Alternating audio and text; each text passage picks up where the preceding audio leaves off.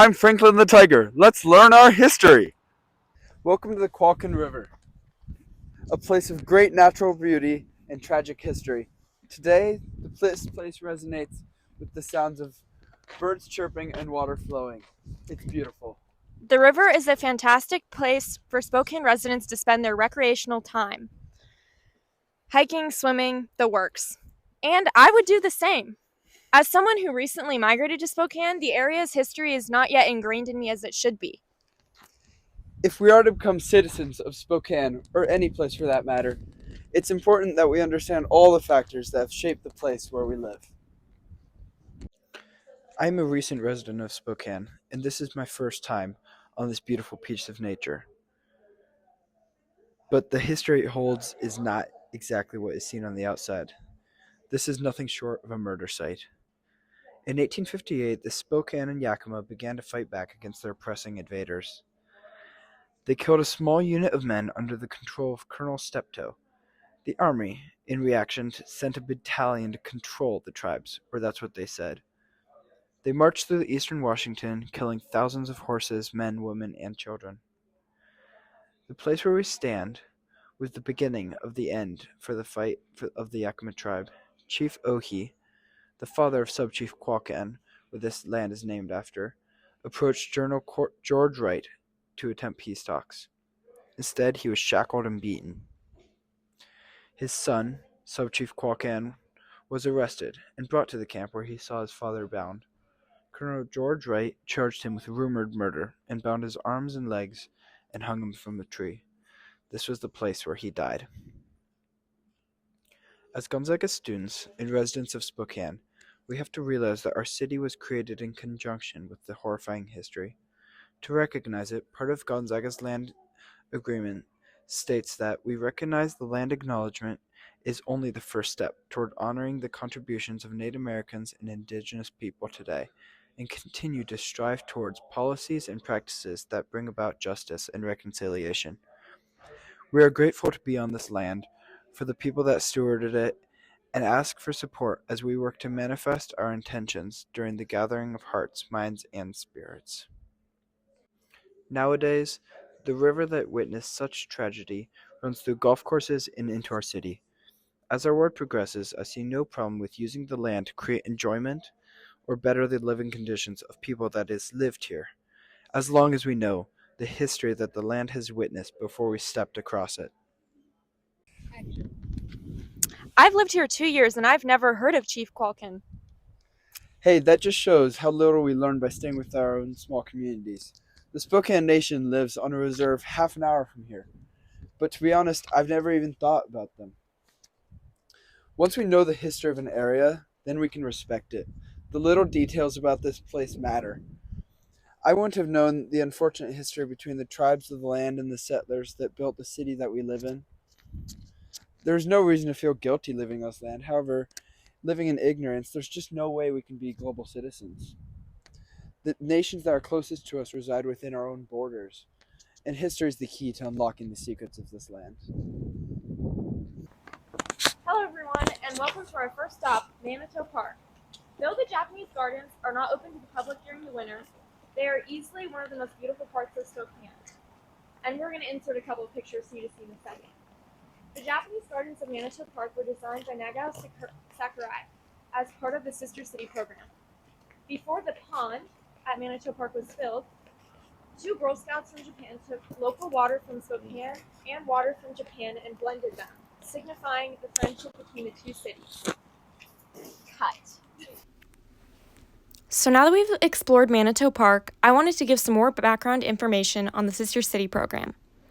It began in the 1940s, and it started when a city in Canada paired up with a city in the Soviet Union and shared information about their cultures. This program was ultimately formed to repair relationships between countries after World War II. In 1961, Spokane partnered with its first sister city, Nishinomiya, and later with cities in China, Korea, and Ireland. I chose to include Manitou Park in this presentation because I've honestly been there a couple of times and I never realized that the Japanese gardens existed because of the Sister Cities partnership. Knowing this information has honestly given me a new perspective, as well as a newfound appreciation for the entire park. In addition to their partnership in Manitou Park, The Fort Wright Mukagawa Institute in Nishinomiya partnered with Spokane to create an immersion program for Japanese women to learn English. This program began in 1990 and continues today. This is actually a picture of their campus here in Spokane. But besides Japan, Spokane also recently put up a sculpture dedicated to its newest sister city, Cali, Italy. This sculpture was designed and sculpted by Italian sculptor Ettore Gambioli. This is an image of Gambioli as well as his son working on two sculptures that, while they aren't related to Spokane, I still thought it was important to show them within this presentation. Gambioli has worked on some of central Italy's most important historical buildings. Spokane's long-standing relationship with Cali was only recently officially honored. The other day, I was out for a run, and I noticed this sculpture for the first time and decided we should add it into this presentation. Though many of us are not from Spokane, I think developing an appreciation for the city and its historical and cultural atmosphere can help make our college experience more enjoyable. My run was certainly more interesting when I stopped to look at this sculpture for a second. When I did some more research on the statue, I learned that the 3,000-pound sculpture depicts a medallion that is connected to Cali's community theater and a 15th century tower called Torone Mantignao that used to serve as an ancient fortress. I also learned that Spokane's new relationship with Cali came about because of a Gonzaga connection. Professor John Caputo, who has since retired, created a summer program abroad to Cali. He has taken Gonzaga students to Cali, and students from Cali have been sent to Spokane for the past 2 decades. 2 students from Gonzaga used their master's thesis to help create a formal bond between these 2 cities, which succeeded, and in 2015, the agreement was officially honored. In a lot of ways, Cali is similar to Spokane in that it's surrounded by rivers, lakes, and mountains, making its common attractions hiking, fishing, and camping.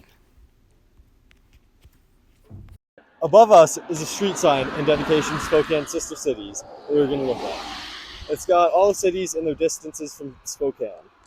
There's China since 1987, Ireland since 1990, Italy since 2016, Japan since 1961, and South Korea since 1999. Is not as happy, yet extremely important to the history of Spokane and the people who came before us. This summer marked 166 years since this violence occurred.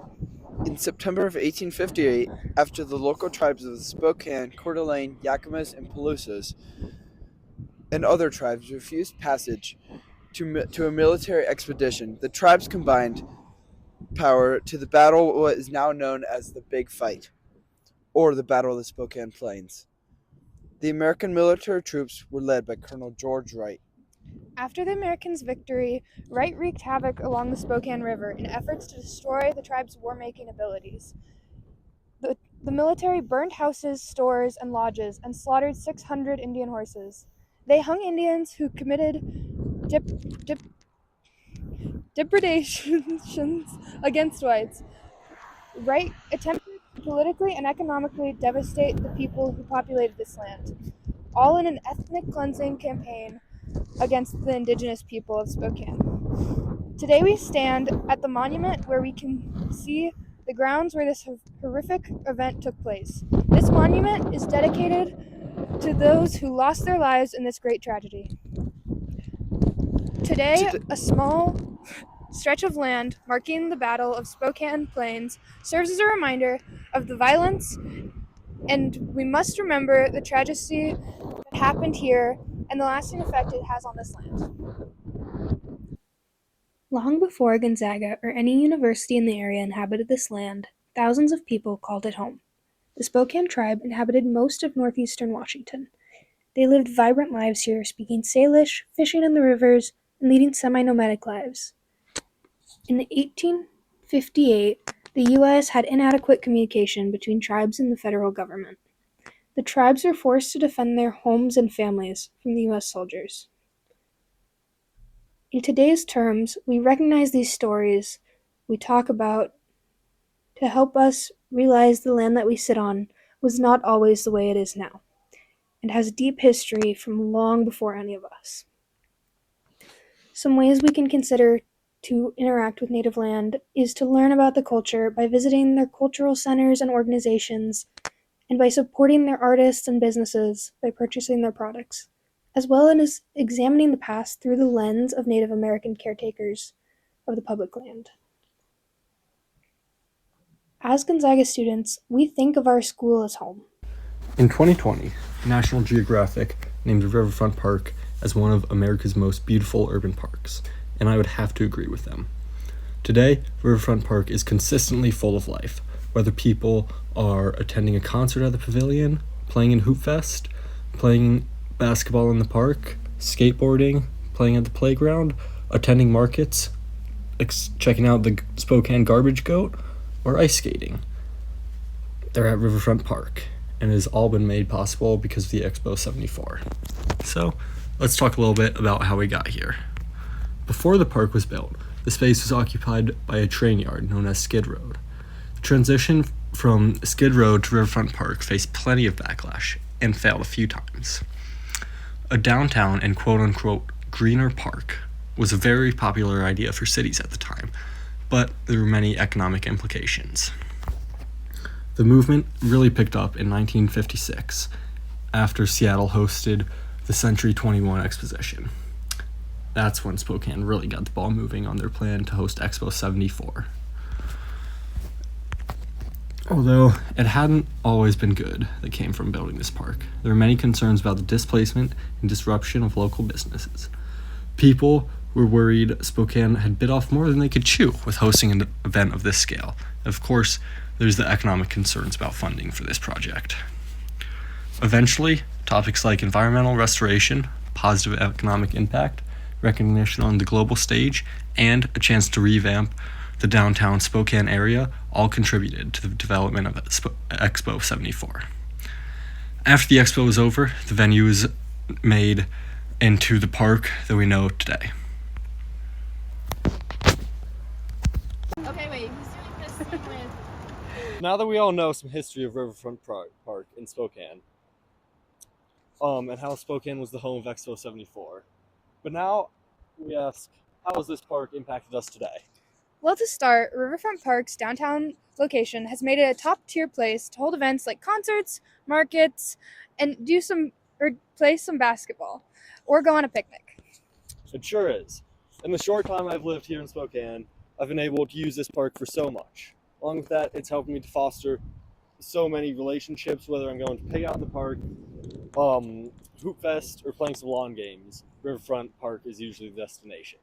Along with that, Riverfront Park is a great place to get an idea of what Spokane looked like before the city was there. The river and the waterfall create a great environment for things like reading, self-reflection, or journaling. The opportunities really are endless with this park, especially with its location being centralized in the downtown area.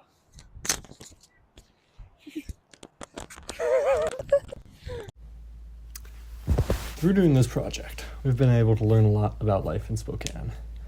We now have a better background on who and what came before us. The locations we looked at are now seen in a new way.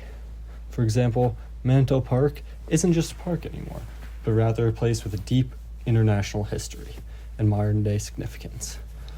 Along with that, in the year and a half that I've lived in Spokane, I hadn't heard anything about the Battlers of Spokane or the hangings that took place at Latah Creek. The knowledge I gained about both of these topics has allowed me to see those places in a completely different way. Our perspectives have been vastly changed by learning the history of these places. And as I continue to live in Spokane, I hope to continue to learn more and more about the places I frequently visit.